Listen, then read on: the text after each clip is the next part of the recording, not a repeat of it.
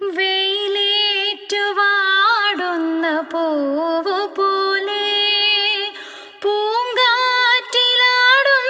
കടമ്പ് പോലെ ഒരു കടൽ പോലെ നിൻ കാലടിയിൽ തിരനുര കൈകളും നീട്ടി നിൽക്കേ.